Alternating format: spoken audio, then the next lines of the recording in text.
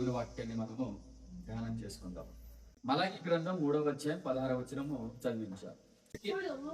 యెహోవాయందు భయభక్తుల ఒకరు మాట్లాడుకొనుచుండగా యెహోవా చెవియొగ్గి ఆలకించెను.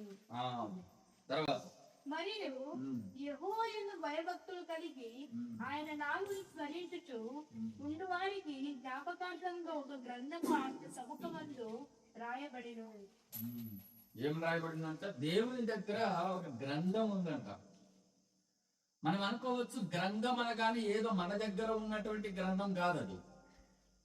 గ్రంథం అంటే ఆయన జ్ఞాపకం, ఆయన మైండ్ లో ఉంచుకుంటాడు అంతే. ఆయన పెన్ అవసరం లేదు, పేపర్ అవసరం లేదు, బుక్ అవసరం లేదు, ఏం అవసరం లేదు ఆయనకి. దేవుడు మనకు అవసరం అది. ఎందుకు రాసుకుంటామంటే మన జ్ఞాపకం ఉండదు.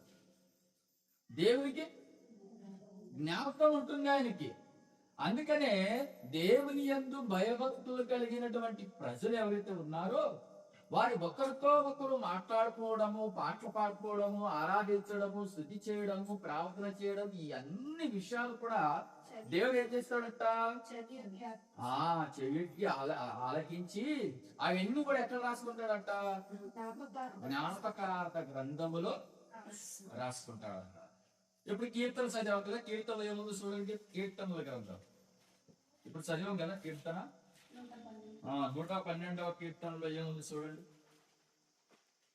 112వ కీర్తనలో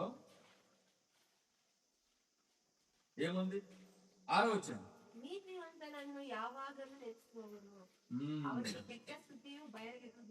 తెలుగులో ఇట్లా ఉంది చూడండి.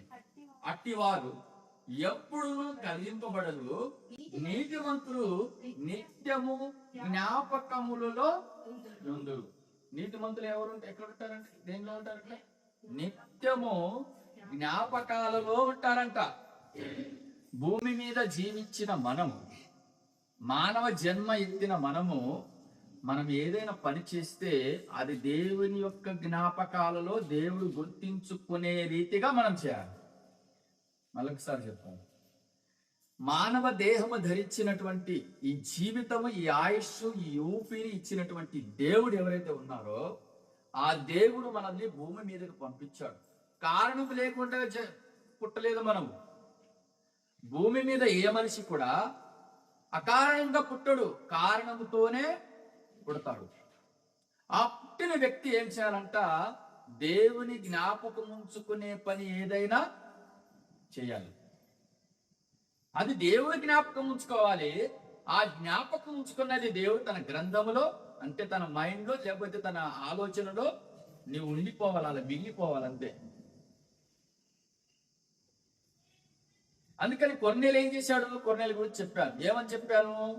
10వ అధ్యాయంలో చూడండి. 10వ అధ్యాయంలో ఏమంటాడంటే ఆయన డైరెక్ట్ గా దూతను పంపించాడు. ఎవరి దగ్గరికి? కొర్నేలు దగ్గరికి పంపించాడు. ఎందుకనంటే ఆయన చేసిన యొక్క ప్రార్థనలు, ఆయన చేసినటువంటి ధర్మ కార్యములు ఎక్కడికి వెళ్ళాయంట?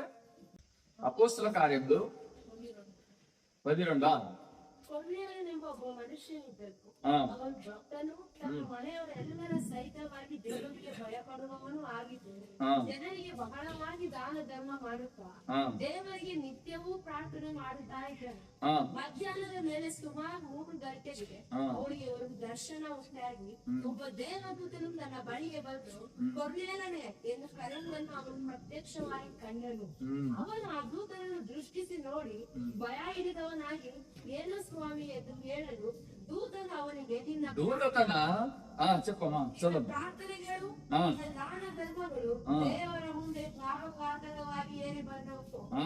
ఏమంటున్నాడు? నువ్వు చేసిన ప్రార్థనలు, నీవు చేసిన ధర్మ కార్యములు దేవుని సన్నిధికి జ్ఞాపకార్థముగా చేరినవి. ఎక్కడికి చేరినాయంట?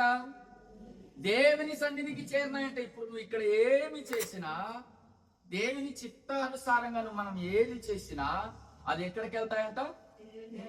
అది ప్రార్థన అయినా సరే, ధర్మకార్యములైనా సరే. ధర్మకార్యములు అంటే ఏదైనా కావచ్చు. నువ్వు ఒకరికి సహాయం చేసింది కావచ్చు, పేదలకి అన్నం పెట్టింది కావచ్చు, నీళ్లు ఇవ్వడం కావచ్చు, లేకపోతే బట్టలు ఇవ్వడం కావచ్చు, లేకపోతే సేవకులను పోషించడం కావచ్చు. అది ఏదైనా సరే నువ్వు చేసి మర్చిపోవచ్చేమో కానీ ఆయన మాత్రం మర్చిపోలేడు. ఆయన మాత్రము మర్చిపోడు. అందుకనే మనం ఏదైనా చేస్తే భూమి మీద దేవుని గురించి బలమైనటువంటి ఒక కార్యక్రమం చేసి భూమిని వదిలి వెళ్ళిపోవాలి. హల్లెలూయా, హల్లెలూయా. ఒక అమ్మ వచ్చింది, చూడండి, మత్తయి సువార్త 26వ అధ్యాయం 6వ వచనం. యేసు బేతనీలో కుష్ఠరోగి అయిన సిమోని ఇంట కూర్చుండినప్పుడు ఒక స్త్రీ మిక్కిలి విలువగల అత్తరు గుడ్డి తీసుకొని ఆయన ఎదుకు వచ్చి ఆయన భోజనం కూర్చుండగా దానిని ఆయన తల మీద పోసెను. శిష్యులు తూచి కోపపడి ఈ నష్టం ఎందుకు, దీనిని గొప్ప వెలకు అమ్మి బీదలకు ఇవ్వవచ్చునే అనేది. యేసు ఈ సంగతిని తెలుసుకొని ఈ స్త్రీ నా విషయమై ఒక మంచి కార్యక్రమము చేసెను. ఏం చేసిందంట? ఈమె మంచి కార్యక్రమం చేసిందంట. ఎవరు? బేతనీయలో ఒక స్త్రీ, అంతే రాయబడి ఉంది అక్కడ. బేతనీయలో కుష్ఠరోగి ఉన్నాడు. ఆ కుష్ఠరోగి ఇంట్లో, ఎందుకంటే కుష్ఠరోగి అప్పటికే బహుశా ఈ కుష్ఠరోగిని యేసుప్రభువు వారు స్వస్థత పరిచి ఉండొచ్చు. స్వస్థత పరిచిన కారణంగా, ఆయన బాగుపడిన కారణంగా కృతజ్ఞతగా ఎవరింటికి పిలిచాడు? తన ఇంటికి పిలుచుకున్నాడు. ఎవరిని? యేసుప్రభుని. యేసుప్రభు ఆ కుష్ఠరోగి ఇంట్లో ఉన్నాడని ఒక స్త్రీ తెలుసుకుందంట. ఆమె ఏం చేసిందంటే ఒక ఇలువగల అత్తరు బుడ్డిని తీసుకొచ్చి పగలకొట్టి ఆయన మీద పోసింది. పోసినప్పుడు యేసుప్రభు వారు ఏమని సాక్ష్యం ఇస్తున్నాడంటే, ఈమె మంచి కార్యము చేసింది. ఏంటి? 5,000 రూపాయలు 5,500 నోట్లు తీసుకొచ్చి ఇట్లా ఇట్లా ఇట్లా చింపి నా మీద ఇసిరేశారు అనుకోండి, అప్పుడు మీరేమంటారు? ఇది మంచి కార్యము అంటారా? నీకేమైనా బుద్ధిందా అసలు? నువ్వు 5,000 రూపాయలు చించడం బదులు ఆ 5,000 రూపాయలు ఏదన్నా రైస్ అదో ఇదో చేతులు పంచితే బాగుండు కదా, నీకేమైనా అసలు బుర్ర ఉందా లేదా అంటారు. ఆమె అదే చేసింది. ఎవరు? ఒక స్త్రీ. విలువగల అత్తరు బుడ్డిని తీసుకొచ్చి పగలగొట్టి ఏం చేసింది? యేసుప్రభు యొక్క తల మీద పోసేసింది. ఆయన ఏం సాక్ష్యం చెప్పాడు అంటే, మన ఇప్పుడు ఏదే రీతిగా అనుకున్నామో వాళ్ళు కూడా, శిష్యులు కూడా అదే రీతిగా వాళ్ళు ఆమె మీద కోపడ్డారంటే, నీకు బుద్ధి ఉందా అసలు? నీకు జ్ఞానం ఉందా అసలు? ఇంత అప్పుడుపుడు పగలగొట్టి వేస్ట్ చేసే బదులు అమ్మితే డబ్బులు వస్తుంటాయి కదా, ఆ డబ్బులు దేనికన్నా ఉపయోగపడుతుంటాయి కదా అని ఎవరు కోపడ్డారు? శిష్యులు కోపపడ్డారు. అప్పుడు యేసుప్రభులు వారు ఏమన్నారు? ఈమె మంచి కార్యం చేసింది అన్నాడు. ఎవరు చేశారంట మంచి కార్యం? ఒక స్త్రీ. తర్వాత ఏమన్నాడు చూడండి, చదువు. శిష్యులు కోపపడి ఈ నష్టం ఎందుకు, దీని గొప్ప వెలకు తెచ్చి బీదలకు ఇచ్చానని అనేది. యేసు ఈ సంగతి తెలుసుకుని ఈ స్త్రీ నా విషయమే ఒక మంచి కార్యక్రమము చేసెను, ఈమెను మీరేనా తొందర పెడుతున్నారు? బీదలు ఎల్లప్పుడు మీతో కూడా ఉన్నారు కానీ నేను ఎల్లప్పుడు మీతో కూడా ఉండను. ఈమె ఈ అత్తరు నా శరీరం మీద పోసి నా భూస్థాపన నిమిత్తం దీనిని చేసెను. సర్వలోకమందు ఈ సువార్త ఎక్కడ ప్రకటింపబడునో అక్కడ ఈమె చేసినది ఈమె జ్ఞాపకార్థముగా ప్రశంసింపబడునని మీతో నిశ్చయముగా చెప్పుచున్నానని వారితో అనేది. ఏమవుతుందంట? అర్థమైంది నేను చదివింది. ఇప్పుడు ఏం చేయబడుతుంది? ఈమె కార్యక్రమం చేస్తుంది కదా. ఏ కార్యక్రమం అది? ఎక్కడైతే సువార్త సర్వలోకమందు, ఎక్కడైతే కూడా సర్వలోకమందు అంటే నువ్వు అమెరికా కావచ్చు, ఆస్ట్రేలియా కావచ్చు, జపాన్ కావచ్చు, ఇంకో దేశం కావచ్చు, ఇండియా కావచ్చు, ఎక్కడైనా కానీ ఈమె చేసింది, ఎక్కడైతే సువార్త ప్రకటింపబడతారో ఈమె చేసిన ఒక కార్యక్రమము జ్ఞాపకార్థముగా ఉండాల్సిందే అని చెప్తున్నారు. ఈమె ఎవరి మైండ్లో ఉంది ఇప్పుడు? దేవుని యొక్క జ్ఞాపకాలలో. అంటే మనము చేసే ఒక పని దేవుడు గుర్తించుకోవాలా. ఎవరు గుర్తించుకోవాలా? దేవుడు ఎవరు గుర్తించుకుని దేవదూతను పంపాడు? కొర్నేలును గుర్తించుకొని నీ ప్రార్థనలు, నీ ధర్మ కార్యములు దేవుని సన్నిధికి చేరి ఉన్నాయన్నాడు. ఇక్కడ యేసుప్రభు ఏమంటున్నాడు? సర్వలోకములు సువార్త ఎక్కడ ప్రకటింపబడుతుందో అక్కడ ఈమె గురించి ఖచ్చితంగా ప్రకటింపబడాల్సిందే అని చెప్పాడు. ఈ రోజు మనము ప్రకటిస్తున్నామా లేదా? ఆ రోజు చెప్పినటువంటి మాట ఈ రోజు యేసుక్రీస్తు చెప్పిన ప్రకారంగా ఈమె గురించి మనము చదువుకొని నేర్చుకుంటున్నాం. అందుకని దేవుడు జ్ఞాపకం ఉంచుకునే ఏదైనా పని చేయాలా మన జీవితంలో. అది ఏదైనా కావచ్చు. ఒకసారి స్టార్టింగ్ లో వచ్చినప్పుడు నేను ఒక వాక్యం చెప్పాను. ఏమని చెప్పాను? తప్పిపోయిన గొర్రె గురించి చెప్పాను. గుర్తుందో లేదో? తప్పిపోయిన గొర్రె గురించి చెప్పాను. అసలు గొర్రె ఎందుకు తప్పిపోతుంది అని చెప్పాను. తర్వాత అసలు ఈ సంఘంలో ఉన్న గొర్రెలు ఏవేవి? గుడ్డి గొర్రె, అడ్డు గొర్రె, గొడ్డుపోతు గొర్రె. గొడ్డుపోతు గొర్రె అంటే తెలుసా? పిల్లలకి అంతది. గొడ్డు వారిపోయింది గొర్రెది. వస్తాది పోతాది. నో పిల్లలు. అర్థమైంది? ఫలించట్లేదు. అదేంది? ఏ గొర్రె అది? గొడ్డుపోతు గొర్రె. ఫలించట్లేదు, ఏం లేదు అసలు. అది మటుకు లావైపోతుంది బాగా. అది ఏమైనా పిల్లలు పెడతాదేమో చూస్తే యజమాని అసలు పిల్లలే పెట్టట్లేదు. తర్వాత ఏం చేసుకుంటాడు ఆ యజమాని? గొర్రెని అమ్మేసి బాగా కోసి కేజీ లెక్క అమ్మేస్తాడు. మళ్ళీ కోసి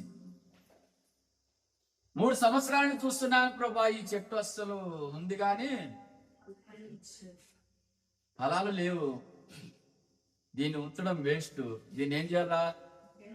నరకాలి. ఎందుకంటే దేవుని జ్ఞాపకాలు లేరు.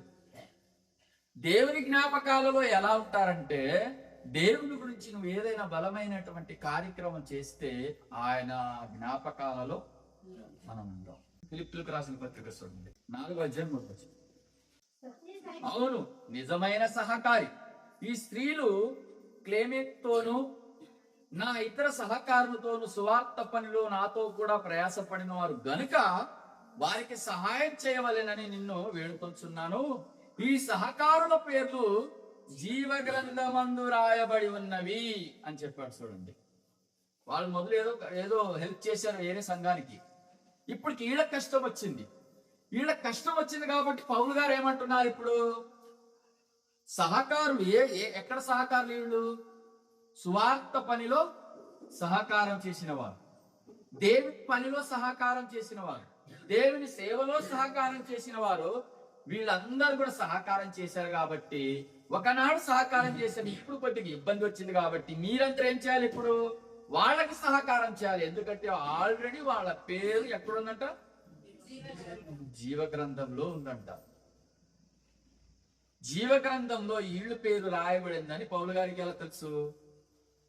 ఎందుకంటే వాళ్ళ క్రియల మూలంగా ఆయనకు అర్థమైపోయింది, వీళ్ళు దేవుని యొక్క జ్ఞాపకాలలో ఉండిపోయారు. దేవుడు వీళ్ళ పేర్లన్నీ కూడా జీవ గ్రంథంలో రాసుకున్నారు. వీళ్ళకి ఎటువంటి ధోకా లేదు.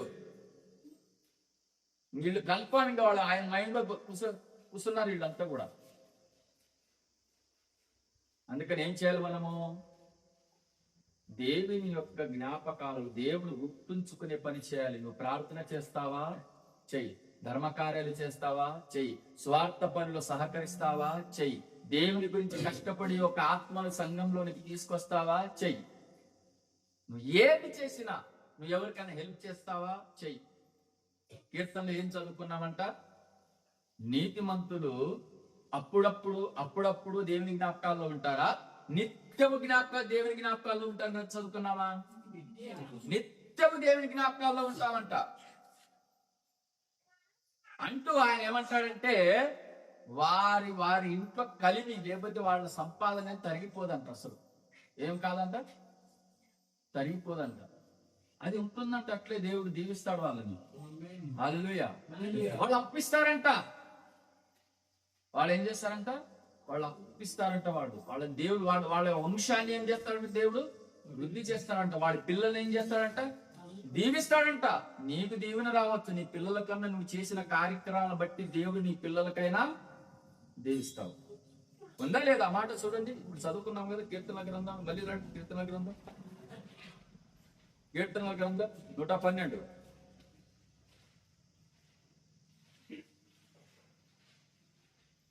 112.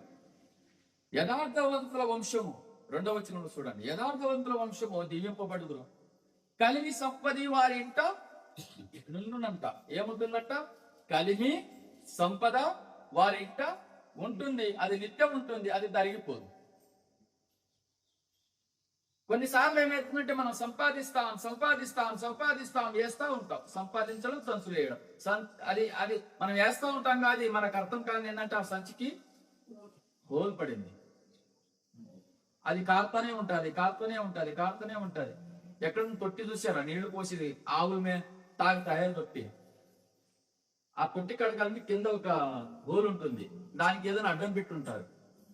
అది తీసిన తర్వాత ఎన్ని ట్యాంకర్లు నీళ్లు పోసినా అది పోతానే ఉంటాయి, నిండదని. కానీ నీతిమంతులంట దేవుని జ్ఞాపకాలలో ఉండేవారి యొక్క వంశం ఏమవుతుందంట? దీవింపబడుదురు, కలిమియు సంపద వారింట నుండును, వారి నీతి నిత్యము నిలుచును. వారు చీకట్లో పోయినా కూడా ఏమవుతుందంట? ఆ చీకటి కూడా ఎలుగుగా మారుతుందంట. హల్లెలూయా. ఎప్పుడైతే ఆయన ఆజ్ఞలను ఆనందముగా అనుసరిస్తామో దేవుడు ఏం చేస్తాడు? దీవిస్తాడు, ఆశీర్వదిస్తాడు. ఒకళ్ళు దీవించలేదు అనుకోండి, ఆశీర్వదించలేదు అనుకోండి, అప్పుడేం చేయాలా? అయినప్పటికీ ప్రభువా నీకు స్తోత్రం, నీ చిత్తంను బట్టి మేము జీవిస్తాం. నీతిమంతుడు విశ్వాస మూలముగా జీవించును అని రాయబడింది. నీతిమంతుడు ఎలా జీవిస్తాడంట? విశ్వాస మూలంగా. ప్రభువా నువ్వు ఇచ్చినా నీకు స్తోత్రము, ఇయ్యకపోయినా నీకు స్తోత్రము, నాకు రోగం పోయినా నీకు స్తోత్రము, రోగం పోకపోయినా నీకు స్తోత్రము, ఊపిరి ఉన్నా నీకు స్తోత్రము, ఊపిరి పోయినా నీకు స్తోత్రము. ఊపిరి ఉంటే ఇక్కడ ఉంటా, ఊపిరి పోతే నీ దగ్గర ఉంటా. దీన్ని ఏమంటారంటే నీతిమంతుడు విశ్వాస మూలముగా జీవించడం. అన్నం లేకపోయినా, నీళ్లు లేకపోయినా, ఏది లేకపోయినా దేవుని మీద నమ్మకం ఉంచి ఆయన మీద ఆనుకొని ఆయన మీద భరోసా పెట్టి జీవించడమే ఆశీర్వాదకరం. తబిత అని ఒక ఆమె ఉంది చూడండి, అపోస్తుల కార్యములు 9వ అధ్యాయం. అపోస్తుల కార్యములు 9వ అధ్యాయం. అపోస్తుల కార్యములు 9వ అధ్యాయం. అపోస్తుల కార్యములు 9వ అధ్యాయం 36వ వచనం. మరియు యుప్పేలో తబిత అను ఒక శిష్యురాలు ఉండెను, ఆమె భాషాంతరము దోర్క అని పేరు. ఈమె సత్కార్యములను ధర్మకార్యములను బహుగా చేసి ఉండెను అని రాయబడుతుంది.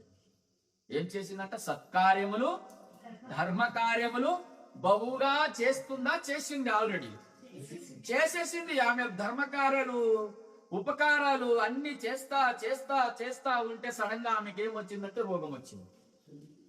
ఏమొచ్చింది? రోగం వచ్చింది. అరే ధర్మకార్యం చేస్తున్నాను, బట్టలు పంచుతున్నాను, ఆహారం ఇస్తున్నాను, చర్చికి వస్తున్నాను, ప్రార్థన చేస్తున్నాను, భానువారం అంక ఇస్తున్నాను, దశభాగం ఇస్తున్నాను, అన్ని ఇస్తాను, నాకేలా ఈ రోగం వచ్చింది అని ఆమె అనుకోలా. ఎవరు? తబిత అనే ఒక శిష్యురాలు అనుకోలా. బహుశా ఈమెకి ఎవరు లేరు అనుకుంటారు. ఈమెకి ఎవరు లేరు, భర్త గాని పిల్లలు గాని ఎవరు లేరు అనుకుంటారు. ఈమె ఆ రోగంతో ఏమైంది?